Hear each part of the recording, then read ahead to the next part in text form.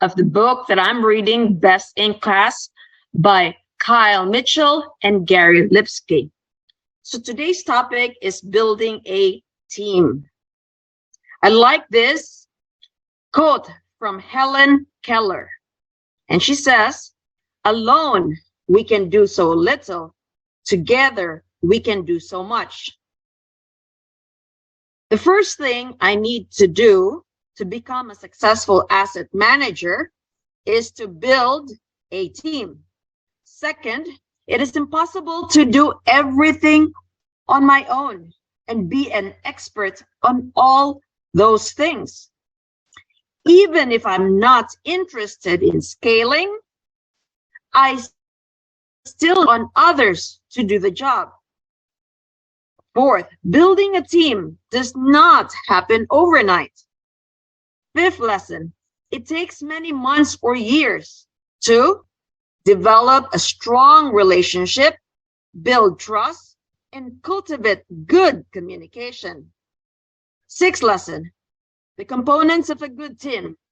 I must create my team based on my strength and my weaknesses. And when I start building my team, I list all things that I am best and that I need the most help. I also need to select roles that compensate for my failings and then hire accordingly. If I focus on my strengths and hire for my weaknesses, my company will grow 10x. It is always a good idea to surround myself with people smarter than I am. I do not excel at everything. So for example, I need to list my strengths versus my weaknesses. So is my strength sitting in the desk and doing analysis, and my weakness is talking to people? Is my strength an implementer and my weakness is an idea person? So these are the things that I need to list, my strength and my weaknesses, so I can delegate my weaknesses. Now, I also need to think of the highest, best use of my time.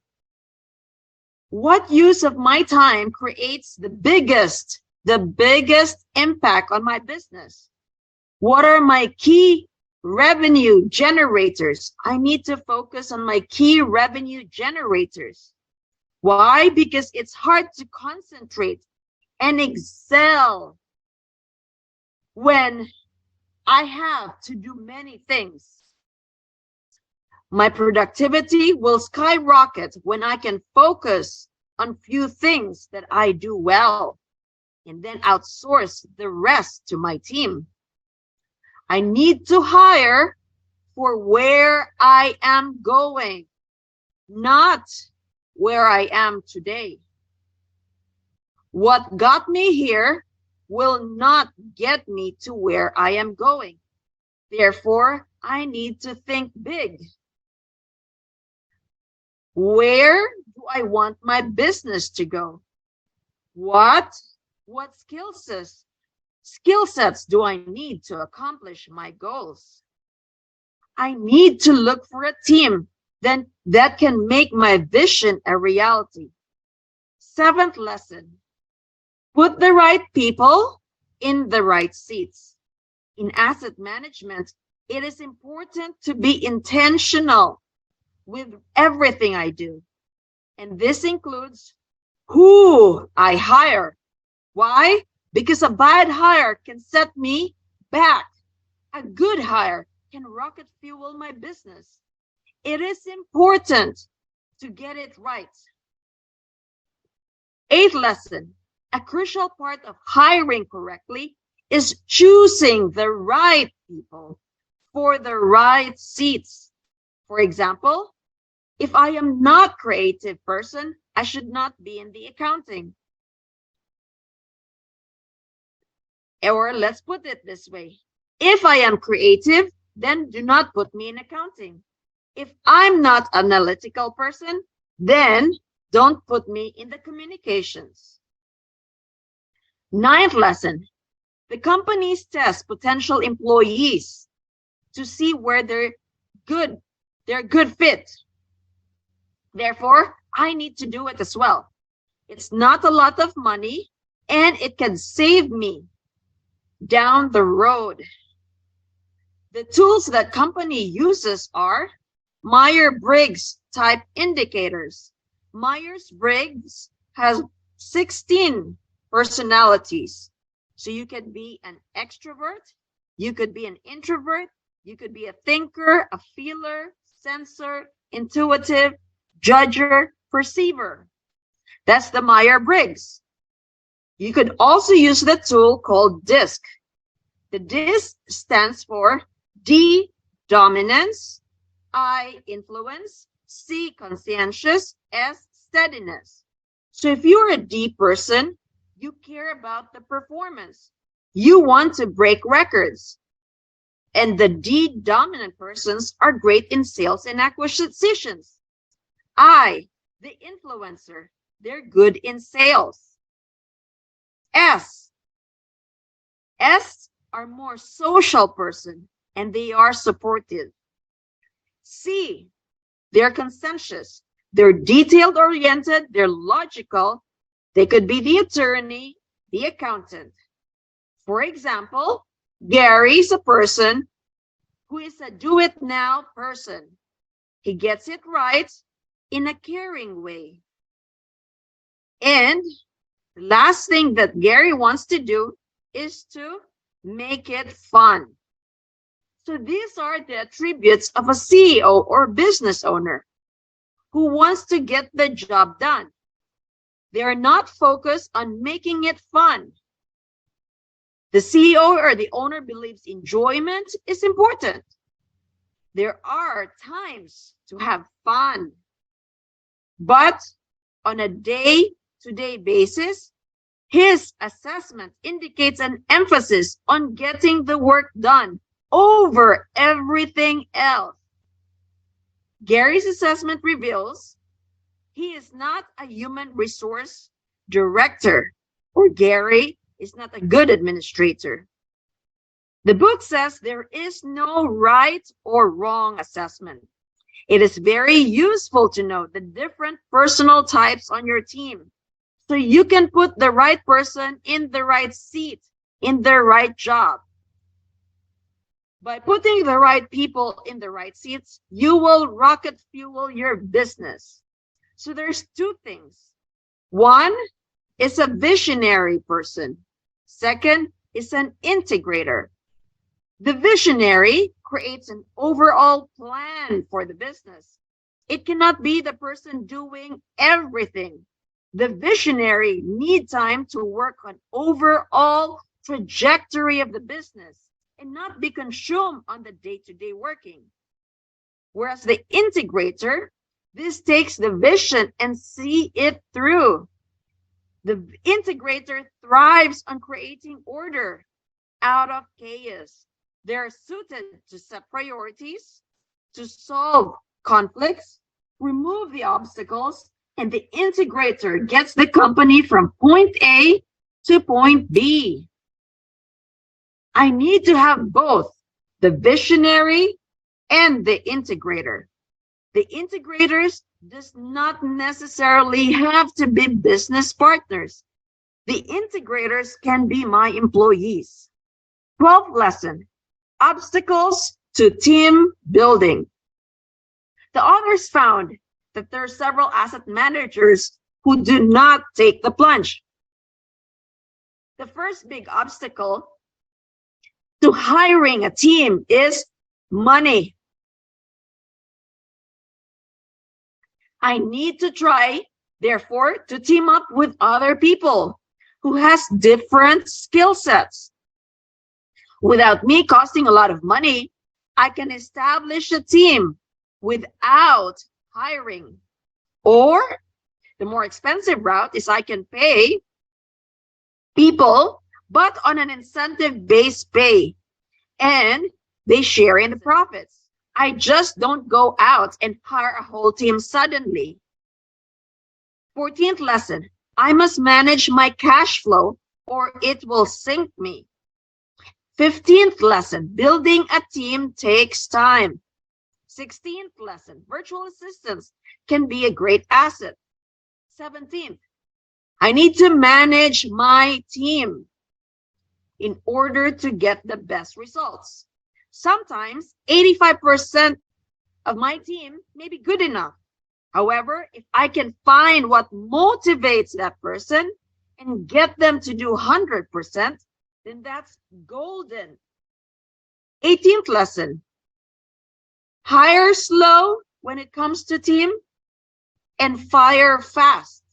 Hire slow means find the right person for the specific role I am hiring for and make sure that person is fit in my company's culture.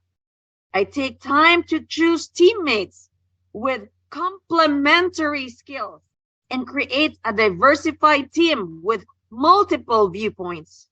Now I fire fast if the employee is not doing to my standards. I must make sure to have that employee set for success. I should ask myself, have I given the employee all the tools needed? And have I given my employee, have I communicated to my employee my expectations up front? Now, when it comes to firing fast, I should not dilly-dally on this decision. Underperformers can bring my team down. However, high performers raises everyone. I need to build the right culture. I should not keep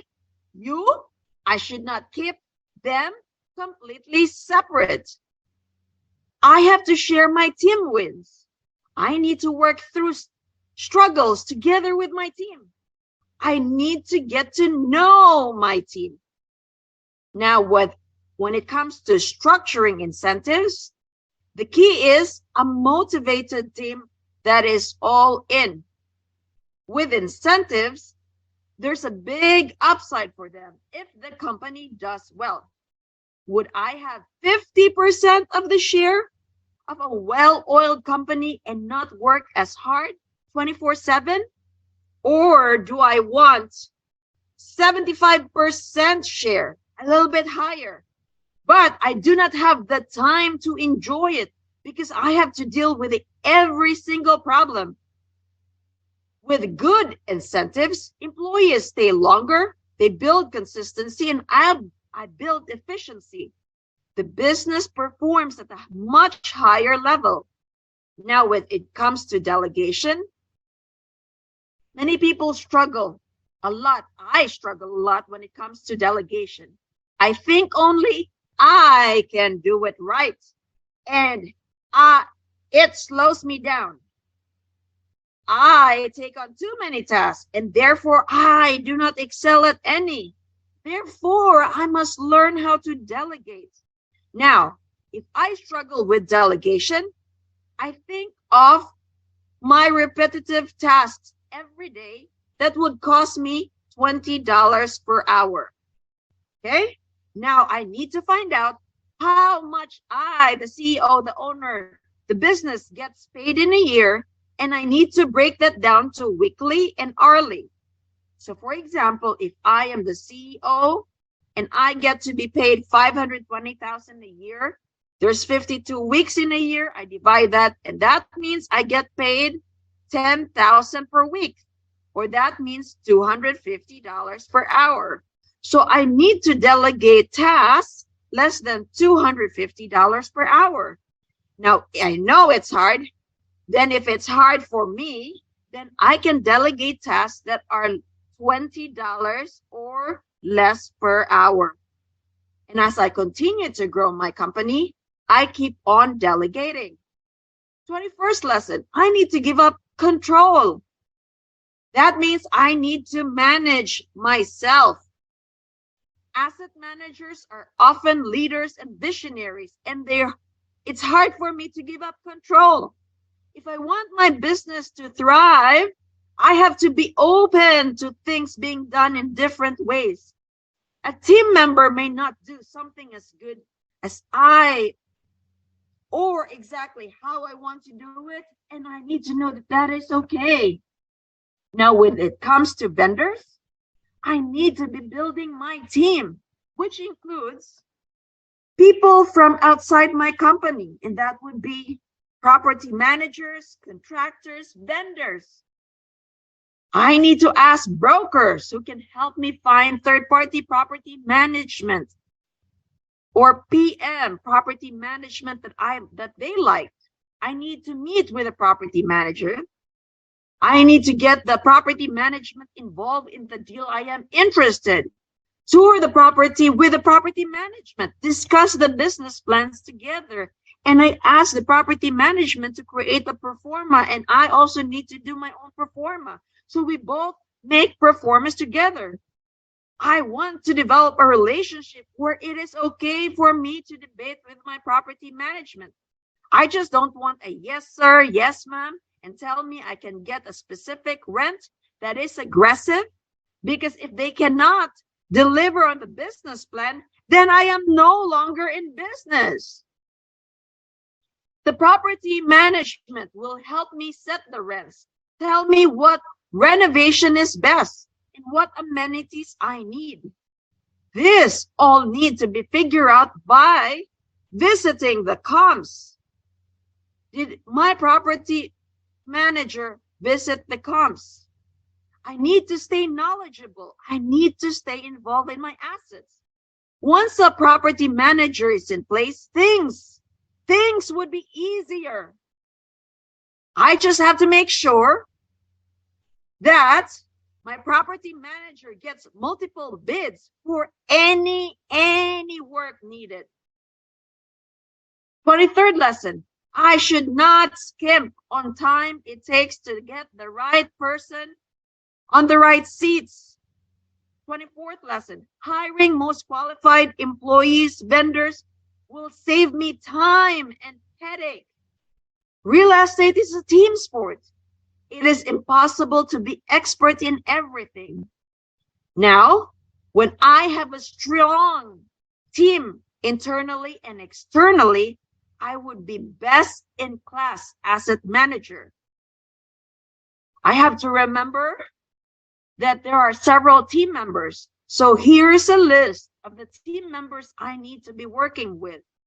Acquisition managers, CPAs or certified public accountant, electrician, general contractor, insurance brokers, lenders, local banks, plumbers, property manager, real estate transaction attorney, roofer, signage specialist, syndication attorney, underwriter, virtual assistant, water conservation specialist. So these are the list of the teams that I need. So these are my 28 points on building a team. And I hope you learned something from the book Best in Class on Building a Team. Until next time.